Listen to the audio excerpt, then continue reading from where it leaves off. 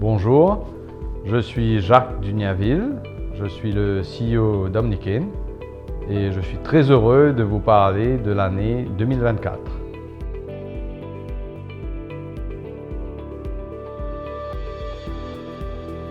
Donc, au niveau de l'agro-industrie et de l'énergie, cette année-ci, au niveau de la production sucrière, nous avons continué à mettre de l'emphase sur nos activités de raffinage de sucre, où en plus de raffiner le sucre produit localement, nous importons du sucre du Brésil qu'on raffine localement, principalement destiné à la région.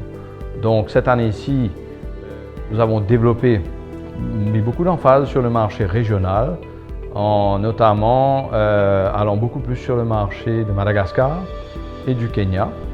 Ça fait 10 ans que nous sommes acteurs dans cette région et on voit que plus les années passent, plus on devient un acteur un peu incontournable comme fournisseur de sucre régional. Nous avons aussi cette année-ci raffiné du sucre pour la Réunion, donc le sucre qui est utilisé sur le marché local, le sucre blanc, et on importe du sucre roux de la Réunion, qu'on raffine et on les renvoie.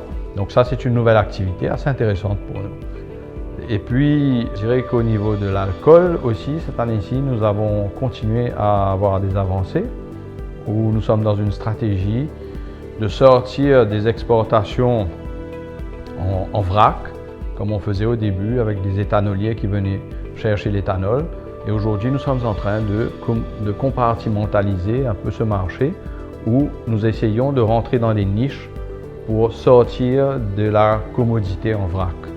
Donc, nous avons fait, depuis quelques années, nous produisons un produit qui s'appelle du light rum, où nous sommes maintenant le principal exportateur de rhum du pays, principalement vers l'Europe et la Hollande qui est notre acheteur principal.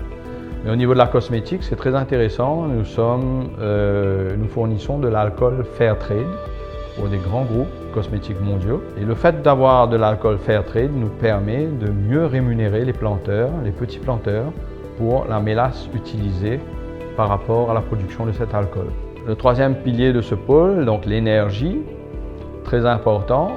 Comme vous savez, Omnicane est producteur d'énergie, le premier producteur privé d'énergie à Maurice. Nous faisons à peu près 25% des besoins de l'île et nous sommes à la croisée des chemins puisqu'il y a une volonté du gouvernement d'arrêter l'utilisation du charbon dans la production d'électricité. Donc nous travaillons en étroite collaboration avec le gouvernement pour sortir du charbon et passer à 100% de biomasse. Donc nous espérons qu'au cours de l'année 2025, il y aura quand même beaucoup de progrès dans ce sens-là. Voilà un peu pour cette division. En ce qui s'agit du Property Retail and Brands, pilier important du groupe, nous avons eu quelques avancées importantes au cours de cette année-ci, notamment au niveau de la gestion de l'hôtel Holiday Inn, où nous avons confié la gestion à un groupe qui s'appelle Valor, qui est un groupe important qui gère plus de 100 hôtels dans le monde et dont une des spécialités, c'est de gérer des hôtels de la marque IHG, dont Holiday Inn en est une marque. Au cours de l'année, la division a aussi fait l'acquisition d'une entreprise qui s'appelle Tropical Cubes, où nous transformons le sucre en cubes, c'est des rough cut cubes, c'est dans la logique d'avoir plus de valeur ajoutée sur les produits, avec aussi une entreprise qui exporte ses produits dans plusieurs pays au monde, dont les États-Unis, qui est un client important.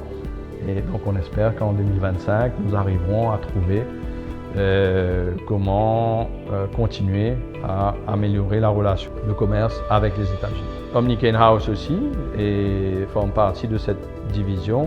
Nous sommes heureux de voir qu'au cours de l'année passée, nous avons eu beaucoup de nouveaux locataires dans le bâtiment et nous espérons qu'au cours de 2025, le bâtiment sera rempli à 100%.